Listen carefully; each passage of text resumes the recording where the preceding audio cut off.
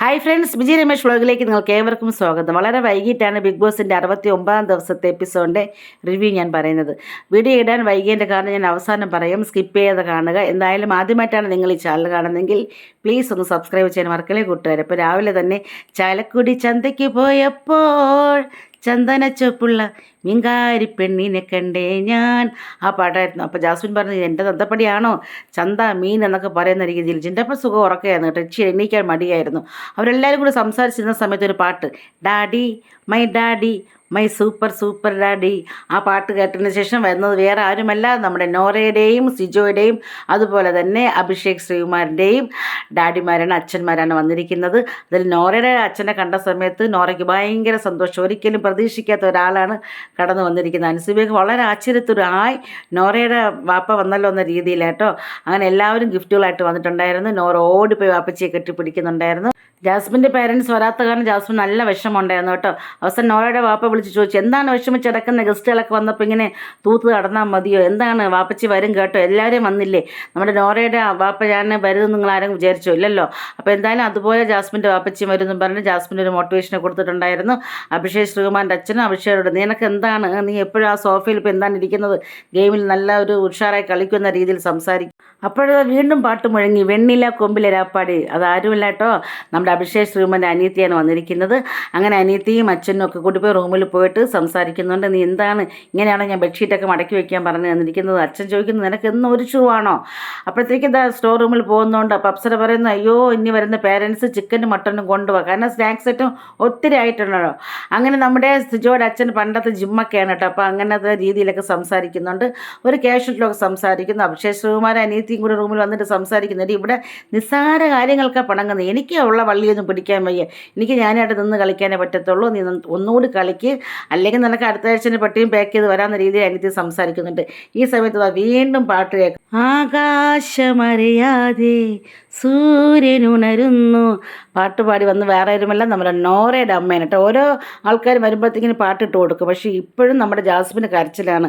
ജാസ്മിൻ്റെ പേരൻസിന് വേണ്ടിയിട്ട് വെയിറ്റ് ചെയ്യുകയാണ് ജാസ്മിൻ. പക്ഷേ ഇന്നത്തെ ദിവസം ലൈവിനകത്ത് അവരുടെ ജാസ്മിൻ്റെ അച്ഛനൊക്കെ വന്നിട്ട് പോയിട്ടുണ്ട് കേട്ടോ. എന്നിട്ട് റൂമിൽ പോയി സംസാരിക്കും. ഉമ്മ പറഞ്ഞത് വാപ്പയ്ക്ക് അറിയാവോ, നീ കുറച്ച് കയറും എടുത്തിട്ട് വാ, ഞങ്ങൾ തൂങ്ങി ചത്ത് കളയും എന്ന രീതിയിലാണ് ഞാൻ വന്ന സമയത്ത് ഉമ്മ എന്നോട് പറഞ്ഞത്. ഞാൻ അതൊന്നും ഇവിടെ ആരുടെ പറഞ്ഞിട്ടില്ല എന്ന രീതിയിൽ സംസാരിക്കുന്നു. ഈ സമയം വീണ്ടും സ്റ്റോർ റൂം കാണിക്കുന്നുണ്ട്. ആ നല്ല അടിപൊളി വിഭവങ്ങളുമായിട്ടാണ് നോറയുടെ ഉമ്മ വന്നിരിക്കുന്ന പിക്കിളും അതുപോലെ തന്നെ ചട്ടിപ്പത്തിരി കേട്ടോ. അവരെല്ലാവരും അത് കട്ട് ചെയ്ത് കഴിക്കുന്നുണ്ടായിരുന്നു. അപ്പോൾ ഇവരുടെ ഇതെല്ലാം അഭിഷേക് ശ്രീകുമാറിൻ്റെ അച്ഛൻ നിന്ന് കണ്ട് വീക്ഷിക്കുന്നുണ്ടായിരുന്നു. അതിനുശേഷം സിജോയുടെ അച്ഛൻ സംസാരിക്കുന്നു. വായിക്കത്തുണ്ടായ ബുദ്ധിമുട്ട് ഇവിടെ ഞാൻ ആരോടത്തും അങ്ങനെ അധികം പറയാറില്ല എന്ന രീതിയിൽ സംസാരിക്കുന്നു. നോറയും ഉമ്മയും സംസാരിക്കുകയാണ് അവരുടെ പീപ്പിൾസ് റൂമിനകത്ത് കേട്ടോ. അതിനുശേഷം ഇവരിങ്ങനെ സംസാരിച്ചിരിക്കുന്ന സമയത്ത് വീണ്ടും പാട്ട് മുഴങ്ങുന്നു. സിജോയുടെ അമ്മയാണ് കേട്ടോ. സിജോയുടെ അമ്മ മോനെ കണ്ടത്, മോനെ എൻ്റെ പൊന്നു മോനെ എന്നൊക്കെ പറഞ്ഞ് കെട്ടിപ്പിടിച്ച് കരയുന്നുണ്ടായിരുന്നു. അച്ഛൻ വന്ന് അമ്മയെ ആശ്വസിപ്പിക്കുന്നുണ്ടായിരുന്നു. എന്നിട്ട് അമ്മ പറഞ്ഞു, നീ വന്ന സമയത്ത് നന്നായി കളിച്ചു, പിന്നെ കുറച്ച് ഡൗണ്, ഇപ്പം കയറി വരുന്നുണ്ട്, നല്ലോണം കളിക്ക്, ടിക്കറ്റ് ഫിനാലെ വിൻ ചെയ്യണം, അതുപോലെ ടോപ്പ് ഫസ്റ്റിൽ വരണമെന്ന് രീതി. അടുത്തൊരു ഫൺ റൗണ്ടാണ് കേട്ടോ. പേരൻസിൻ്റെയും മക്കളെയും കുറിച്ച് അറിയാനുള്ള ഒരു ക്വസ്റ്റ്യൻ ആൻസർ റൗണ്ടാണ്. അപ്പോൾ അത് അൻസിമാണ് ക്വസ്റ്റ്യൻ ചോദിക്കുന്നത്. ഒന്നാമത്തെ ക്വസ്റ്റ്യൻ ആണെങ്കിൽ, വീട്ടിൽ അടുക്കള ജോലിയിൽ സഹായിക്കുന്നത് ആരാണെന്നുള്ള രീതിയിൽ. അപ്പോഴത്തേക്ക് സിജോയുടെ അമ്മ സിജോയെയും അതുപോലെ നോറയുടെ അമ്മ നോറയും പറഞ്ഞു. പക്ഷേ നമ്മുടെ അഭിഷേക് ശ്രീകുമാറിൻ്റെ പെങ്ങൾ മിണ്ടാതിരുന്നു. ആ രണ്ടുപേരും സഹായിക്കുന്ന രീതിയിൽ. അപ്പോഴത്തേക്ക് അൻസിബ പൊട്ടിച്ചിരിച്ചു, ഹൗസിലെ എല്ലാ അംഗങ്ങളും ചിരിച്ചു. അഭിഷേക് ശ്രീകുമാർ അച്ഛൻ നല്ല പൊട്ടിച്ചിരിക്കുന്നുണ്ടായിരുന്നു കേട്ടോ. അതുപോലെ തന്നെ ആർക്കാണ് വീട്ടിൽ ദേഷ്യം കൂടുതൽ എന്ന രീതിയിൽ അപ്പോഴത്തേക്ക് അച്ഛനെയാണ് കേട്ടോ. അപ്പോൾ അഭിഷേക് ശ്രീകുമാർ അത് ശരിയാണെന്ന രീതിയിൽ സംസാരിക്കുന്നുണ്ട്. എന്തായാലും അടിപൊളിയായിരുന്നു. അതിനുശേഷം മക്കളെക്കുറിച്ച് അറിയുന്ന റൗണ്ടാണ് കേട്ടോ, കഥ പറയുന്ന റൗണ്ട്. അപ്പോഴത്തേക്ക് അച്ഛൻ പറയുന്നുണ്ട്, അമ്മയില്ലാത്ത നിങ്ങൾക്കൊക്കെ അറിയാം, പക്ഷേ സ്കൂളിൽ പോകുന്ന സമയത്ത് മറ്റുള്ള അമ്മമാർ ഈ മക്കളെയൊക്കെ സ്കൂളിനകത്ത് കയറ്റി വിടുന്ന സമയത്ത് കൊഞ്ചിക്കുന്നുണ്ട്. അപ്പോൾ ഇവർക്ക് അമ്മയില്ലല്ലോ. അപ്പോൾ ആ വിഷമം മനസ്സിലാകാത്ത രീതിയിൽ ഞാനിവരെ കോളേജ് പഠിക്കുന്ന സമയം വരെയും വാനിലാണ്, സ്കൂൾ വാനിലും കോളേജ് വാനിലാണ് പിള്ളേരെ വിട്ടിരിക്കുന്നത്. പിന്നെ അവൻ മുഖാന്തരം ഇവിടെ വരാൻ പറ്റി, അവനാണ് തിരഞ്ഞെടുത്തിരിക്കുന്നതാണ്, ഇത് നല്ലോണം അവൻ ഗെയിം കളിക്കട്ടെ എന്ന രീതിയിൽ സംസാരിക്കുന്നുണ്ടായിരുന്നു കേട്ടോ. പിന്നെ അവൻ ഇപ്പോൾ അവൻ്റെ ഗ്രാൻഡ് പാരൻസിന് കൂടെയാണ്. പക്ഷെ ഇവിടെ നിന്ന് പോയി കഴിയുമ്പോൾ അവർക്കൊരു സഹായമാവും, ചപ്പാത്തിക്ക് മാവ് കഴിക്കാനൊക്കെ പഠിച്ചല്ലോ എന്ന രീതിയിൽ കേട്ടോ. അതിനുശേഷം നോറയുടെ ഫാമിലിയാണ്. അവൾ ചെറുപ്പത്തിൽ നല്ല അനുസരണമുള്ള മകളായിരുന്നു. പിന്നെ ഒരു 15 വയസ്സ് കഴിഞ്ഞതിന് ശേഷം അവൾ സോഷ്യൽ മീഡിയയിൽ ആക്റ്റീവ് ഞങ്ങൾക്ക് ഇഷ്ടപ്പെട്ടിട്ടില്ല. ഡോക്ടറോട് ഞങ്ങൾ പോയി സംസാരിച്ചു, അവൾ ഉമ്മ പറയുകയാണ് കേട്ടോ.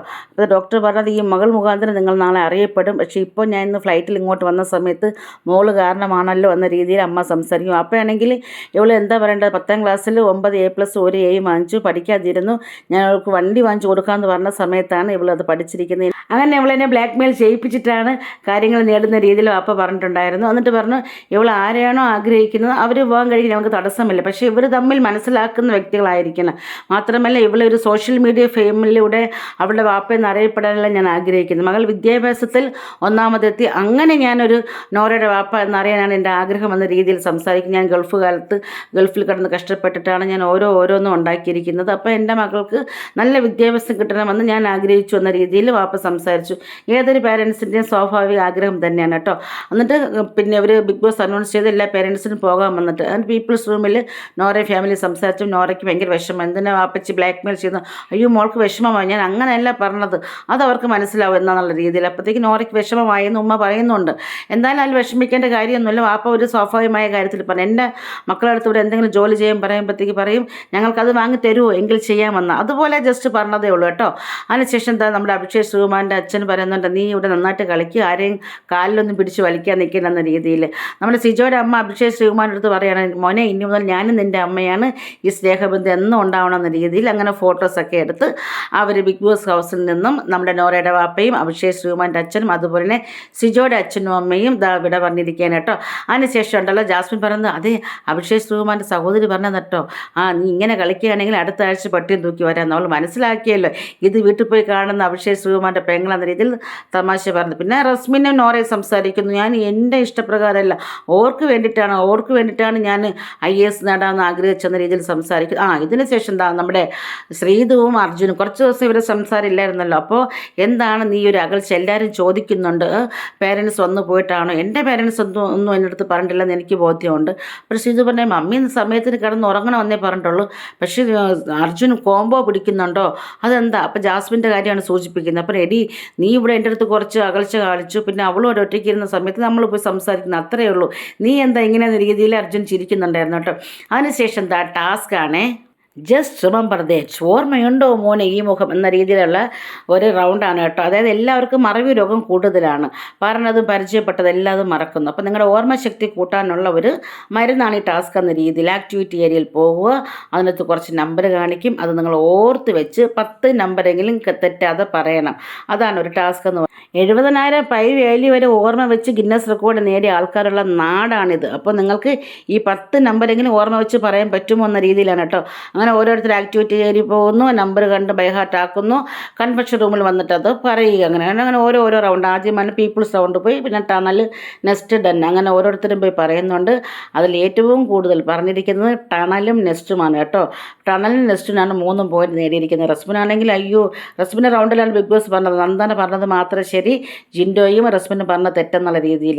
എന്തായാലും നമ്മുടെ പോയിന്റ് നിലയിൽ മുന്നിൽ നിൽക്കുന്ന ടണലാണ്. മൊത്തത്തിൽ 11 പോയിന്റ് ആയിട്ടുണ്ട്. നെക്സ്റ്റിന് 10 പോയിന്റും അതുപോലെ ഡെന്നിന് 8 പോയിന്റും കിട്ടിയിട്ടുണ്ട് കേട്ടോ.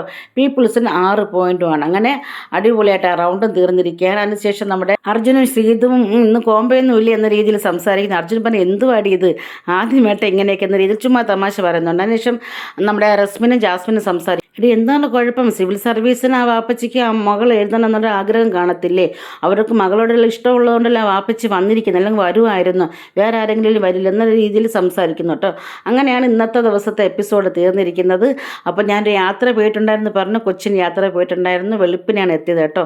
അങ്ങനെ വന്ന് കിടന്നൊരു ഉറക്കമൊക്കെ ഉറങ്ങി ഉച്ചയ്ക്ക് എണീറ്റാണ് അടുക്കള ജോലിയൊക്കെ ചെയ്ത് ഭക്ഷണമൊക്കെ കഴിഞ്ഞതിന് ശേഷമാണ് സമാധാനത്തിലിരുന്ന് എപ്പിസോഡ് കണ്ട് ഞാൻ റിവ്യൂ ചെയ്യുന്നത്. തെറ്റുകുറ്റങ്ങളുണ്ടാകും, സദയം ക്ഷമിക്കുക. ഇന്നത്തെ റിവ്യൂവുമായി ഞാൻ വരാം. ലൈവിൽ നമ്മുടെ ജാസ്മിൻ്റെയും റസ്മിൻ്റെയും പേരൻസൊക്കെ വന്നു പോയിട്ടുണ്ട്. അപ്പോൾ എന്തായാലും അതിനെക്കുറിച്ച് റിവ്യൂവുമായി രാത്രി ഞാൻ വരുന്നതായിരിക്കും. അതുവരെ നിങ്ങൾ നിന്ന് വിട പറയുന്നു. ബിജി രമേശ് വ്ലോഗിലെ ബിജി. അപ്പോൾ ആദ്യമായിട്ടാണ് നിങ്ങൾ ഈ ചാനൽ കാണുന്നതെങ്കിൽ പ്ലീസ് ഒന്ന് സബ്സ്ക്രൈബ് ചെയ്യാൻ മറക്കല്ലേ. വീഡിയോ കണ്ടും ഷോർട്സ് കണ്ടും കമൻറ്റ് ചെയ്യുന്ന നിങ്ങൾക്ക് ഓരോരുത്തർക്കും ഹൃദയത്തിൻ്റെ ഭാഷയിൽ ഒത്തിരി നന്ദിയുണ്ട്. അപ്പോൾ ഇന്നത്തെ രാത്രിയിൽ റിവ്യൂ ഞാൻ വരാം. അതുവരെ നിങ്ങൾ നിന്ന് വിട പറയുന്നു. ബിജി രമേശ്. ബൈ.